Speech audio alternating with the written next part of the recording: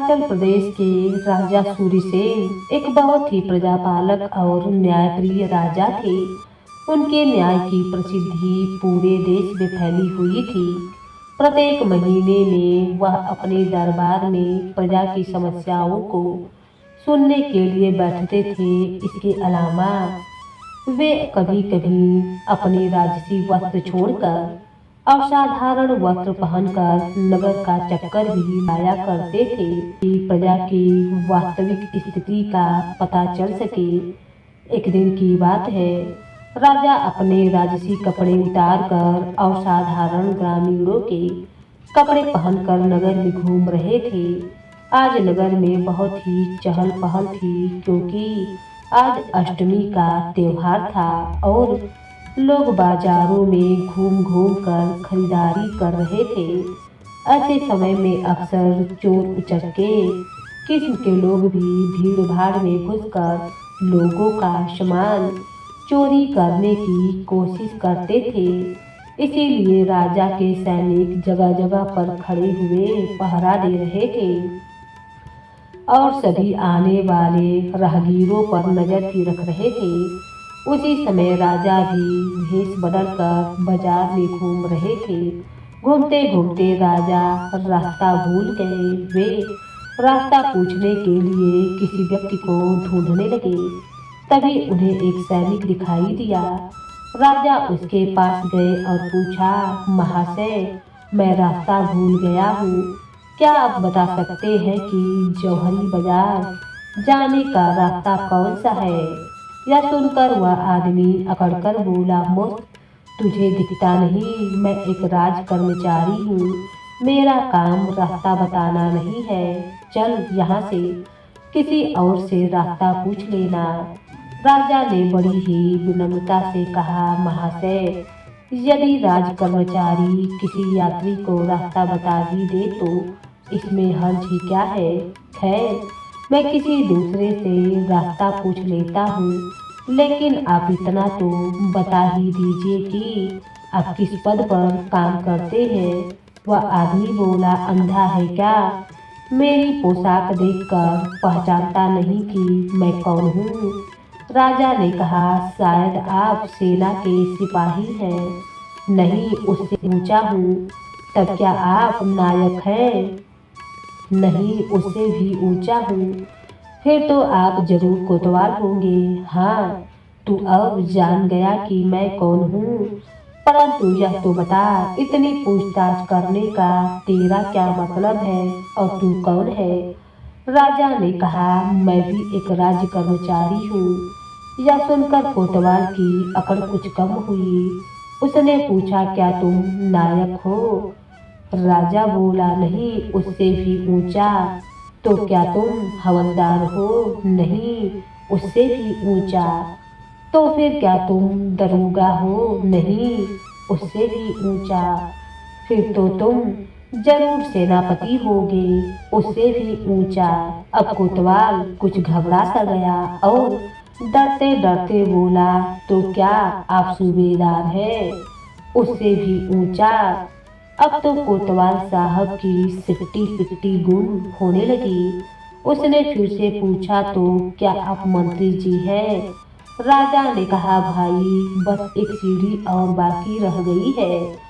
अब कोतवाल ने बड़े ही गौर से देखा तो उसे ज्ञात हुआ कि साधारण वस्त्रों में स्वयं राजा उसके सामने खड़े थे। उसके होश उड़ गए। वह गिड़गिड़ाता हुआ राजा के पैरों पर गिर पड़ा और बड़ी ही दीनता से अपने अपराध की क्षमा मांगने लगा। राजा सूरीसेन ने बड़ी ही मीठी वाणी से कहा, भाई, तुम पद की दृष्टि में कुछ भी हो, परंतु व्यवहार की कसौटी पर बहुत ही नीच हो।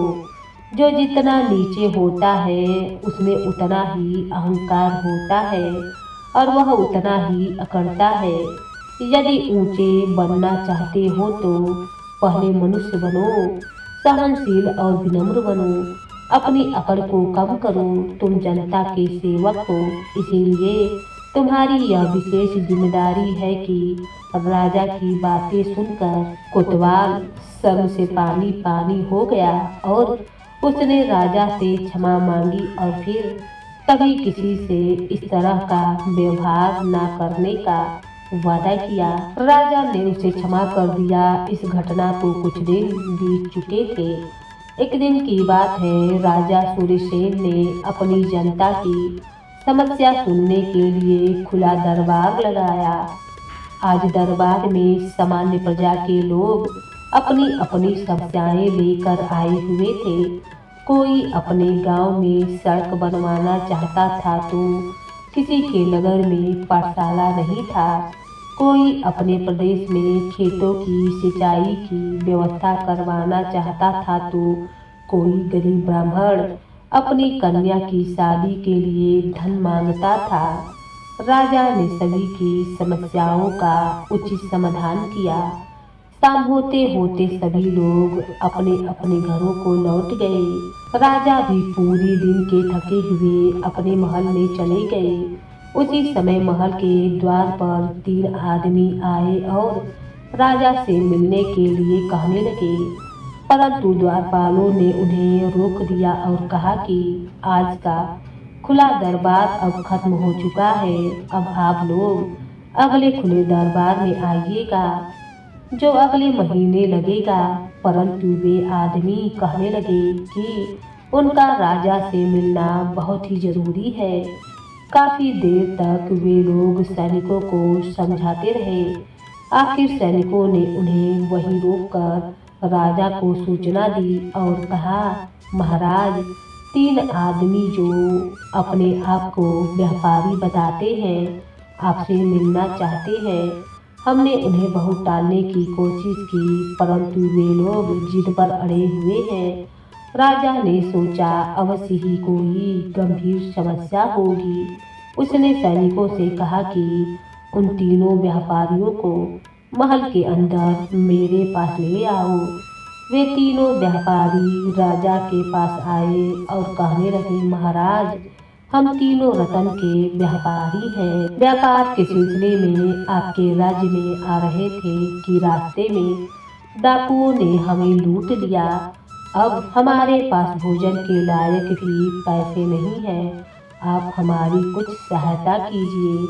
राजा ने बड़े ही ध्यान से उनकी बातें सुनी और फिर एक एक बोरी उन्हें गेहूं देने का आदेश दे दिया। यह सुनकर व्यापारी बड़े ही हैरान हुए। उन्होंने सोचा था कि राजा धन से उनकी मदद करेंगे, परंतु राजा का आदेश गेहूं की बोरी देने का था। वे कुछ ना बोले और चुपचाप एक एक गेहूं की बोरी लेकर जाने लगे। तब राजा ने कहा, तुम्हारे रतन इस राज्य की सीमा के भीतर लूटे गए हैं। ये अन्न भी इसी राज्य की भूमि में उपजा है। इससे तुम्हारा भरण पोषण होगा, लेकिन इस गेहूं को तुम खुद ही साफ करना और खुद ही खाना, ना किसी को देना और ना ही किसी की मदद लेना। यह मेरी आज्ञा है, इसीलिए तुमको इसका पालन करना पड़ेगा। अब जाओ और 1 महीने के बाद फिर से आकर मुझसे मिलना। तीनों व्यापारी चले गए। उनमें से 2 व्यापारी बड़े ही आलसी थे। उन्होंने बोरी में से थोड़ा गेहूं लिया, उसे साफ किया और बाकी गेहूं बोरी समेत चक्की वाले को बेच दिया। तीसरा व्यापारी जो कि ईमानदार और मेहनती था, वह सारा गेहूं निकालकर उसे साफ करने लगा। जब वह खाली बोरी झाड़ रहा था तभी उनमें से एक पत्थर मिला। रतन का व्यापारी चौंक गया। वह पत्थर एक अनमोल हीरा था। उसने वह हीरा तराशने के लिए अपने पास रख लिया। 1 महीने के बाद तीनों व्यापारी फिर से राजा के दरबार में हाजिर हुए। राजा ने उनसे हालचाल पूछा। 2 व्यापारी तो खाली हाथ थे। उन्होंने कहा, महाराज, गेहूं खत्म हो गया है, अब और चाहिए ताकि हम पेट भर सकें। जब तीसरे व्यापारी से उसका हालचाल पूछा गया तो उसने राजा को प्रणाम किया और अपना तराशा हुआ हीरा राजा को भेंट कर दिया। राजा मुस्कुराकर बोले, यह हीरा तुम्हारा ही है, इसे बेचकर जो भी धन मिले उससे अपना कारोबार शुरू करो। फिर राजा ने दूसरे व्यापारी को देखा और बोला, ऐसे ही रतन तुम्हारी बोरियों में भी रखे गए थे, लेकिन तुमने राज आज्ञा का पालन नहीं किया और न ही उन बोरी में से गेहूं को साफ करने की मेहनत की, जिसकी वजह से वह रतन तुम्हारे हाथ से निकल गया। दोनों व्यापारी हैरान थे और एक दूसरे का मुंह देख रहे थे, जबकि वह तीसरा व्यापारी बहुत ही खुश था। राजा ने तीनों व्यापारियों को वापस लौटा दिया।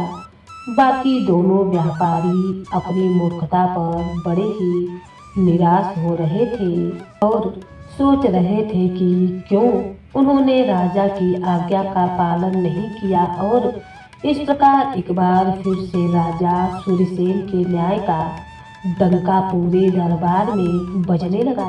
गंगापुर गांव में किशन नाम का एक लड़का रहता था। किशन के माँ बाप बचपन में ही गुजर चुके थे। उसकी दादी ने ही उसे लाड प्यार से पाल पोस कर बड़ा किया था। किशन का स्वभाव थोड़ा गुस्सैल था। पाठशाला में उसने अपने सहपाठियों के साथ झगड़ा कर लिया था, इसीलिए अध्यापक ने उसे पाठशाला से निकाल दिया था।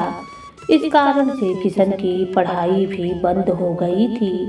किशन की दादी हर दिन सवेरे और शाम को गंगापुर गांव के मंदिर की सफाई करती थी। वह एक बोरा अपने कंधों पर लटका लेती थी और गली में बिखरे हुए कूड़े करकट को उस बोरे में डाल लेती थी।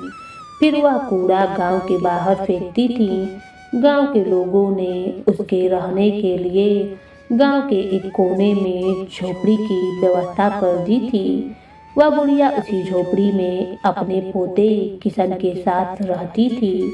फुर्सत के समय वह फटे पुराने कपड़ों को और तकियों को सीने का काम करती थी।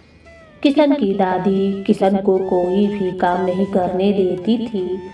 इसी वजह से किशन एकदम सुस्त बन गया था। सभी लोग उसे नालायक और निकम्मा कहते थे। जो भी किशन को ऐसा कहता तो किशन उन पर टूट पड़ता और उनसे झगड़ा मोल ले लेता था। ऐसे समय पर उसकी दादी उसे समझाती और उसे शांत रहने की सलाह देती थी। दादी उसे समझाती, बेटा किशन, इस दुनिया का यही नियम है, लोग तुम्हें कुछ ना कुछ बुरा भला कहते ही रहेंगे, परंतु तुम्हें लोगों से उलझना नहीं है। पर दादी, मैं कब तक लोगों के ताने सुनता रहूंगा, मुझसे तो यह सब सहा नहीं जाता है। यह कहता हुआ किशन अपने घर से बाहर निकल गया। दादी को अपने पोते के भविष्य की चिंता सताने लगी। इसी दुख के कारण वह बीमार रहने लगी। किशन अपनी दादी से बहुत ही प्रेम करता था। वह दिन रात बीमार दादी की सेवा करने में लग गया। एक दिन दादी की तबीयत कुछ ज़्यादा ही खराब हो गई। वह समझ गई कि किसी भी क्षण मैं मर जाऊंगी। उसने अपने पोते को पास बुलाकर कहा, किशन, लोग तुम्हें निकम्मा कहते हैं, तुम्हारी खिल्ली उड़ाते हैं, परंतु तुम उन पर नाराज मत होना, उनसे झगड़ा मोल मत लेना। इस पूरी सृष्टि में कुछ भी बेकार नहीं होता है, फिजूल कुछ भी नहीं होता है। आज जो तुम्हें निकम्मा कह रहा है, हो सकता है यही लोग कल तुम्हें योग्य कहें। भगवान तुम्हारी रक्षा करे। इतना कहकर दादी ने दम तोड़ दिया। दादी के मर जाने के बाद गांव के लोग उसे और ज्यादा सताने लगे, निकम्मा और बेकार कहने लगे, अयोग्य कहकर उसे ताने कहने लगे। गांव वालों से तंग आकर उसने निर्णय कर लिया कि वह इस गांव में नहीं रहेगा। वह मन में सोचने लगा, मैं कहीं चला जाऊंगा और साबित करके दिखाऊंगा कि मैं कितना योग्य हूँ। अपनी झोपड़ी के एक कोने में उसे एक बोरा और एक सुई दिखाई दी। उसे दादी की बात याद आई कि इस सृष्टि में बेकार कुछ भी नहीं होता है, फिजूल कुछ भी नहीं होता है। उसने अपनी दादी का बोरा उठाया और अपने कंधे पर डाल लिया, सुई को अपनी जेब में रख लिया और वहां से निकल पड़ा। किशन तेज कदमों के साथ गांव से दूर जाने लगा। कुछ देर के बाद वह एक जंगल से गुजर रहा था। उसे भूख लगी तो किशन ने वहीं पर खाना खाया और कुछ देर सुस्ताने के लिए लेट गया। उसे नींद आ गई। कुछ देर के बाद ही कुछ ढोल और बाजों की आवाज ने उसकी नींद उड़ा दी। उसने देखा कि एक बारात जा रही थी। वह भी उसी बारात के साथ चलने लगा। थोड़ी दूर और जाने के बाद सामने से आते हुए एक मुसाफिर ने बारात को सावधान करते हुए कहा, लगता है किसी शुभ कार्य पर निकलते हो, धन और गहने भी होंगे। आप लोग जल्दी जल्दी जंगल से बाहर निकल जाएं। यहाँ जंगल में लुटेरे हैं और किसी भी क्षण आप पर आक्रमण कर सकते हैं। यह सुनते ही सारे बाराती घबरा गए और वह तेज कदमों से चलने लगे। थोड़ी देर के बाद उन्हें घोड़ों के आने की आवाज सुनाई पड़ी। वे समझ गए कि लुटेरे उन्हीं की तरफ बढ़ रहे हैं। तभी उनमें से एक बूढ़े व्यक्ति की नजर किशन पर पड़ी, जिसके कंधों पर बोरा लटका हुआ था। बूढ़े व्यक्ति ने किशन से कहा, तुम ही अब हमारी सहायता कर सकते हो। किशन ने हैरानी से पूछा, वह कैसे?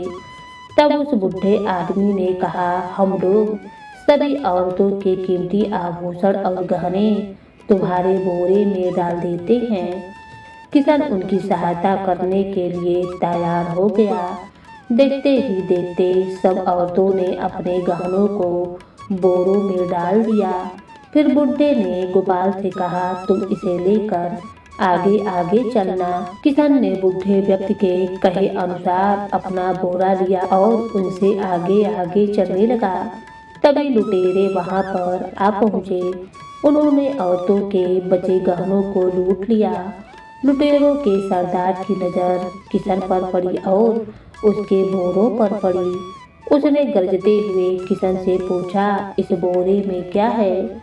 किशन ने कहा, देखते नहीं, इसमें तो कितने सारे गहने हैं, क्या तुम लूटोगे?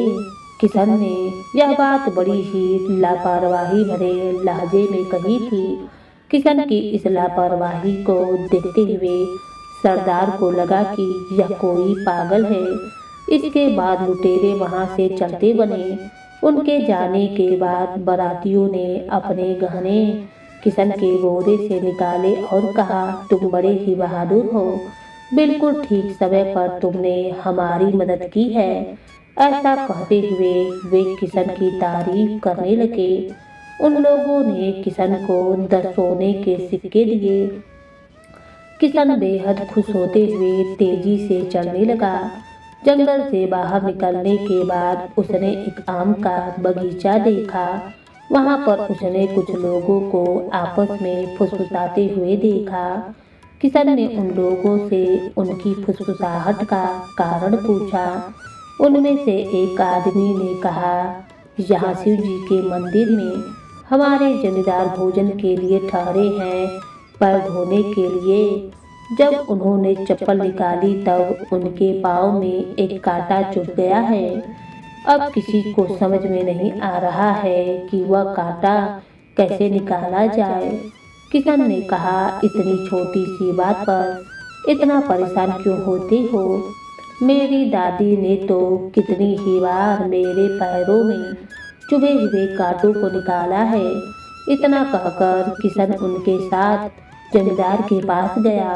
उसने सुई बाहर निकाली और जमींदार के पैरों में चुभे हुए कांटे को आसानी से निकाल दिया।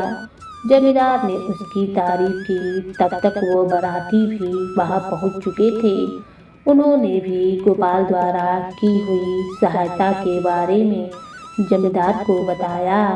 जमींदार ने खुश होकर उसके बारे में और जानकारी पाई उसने कहा, तुम तो गंगापुर के हो, वह तो हमारी जमींदारी का ही गांव है।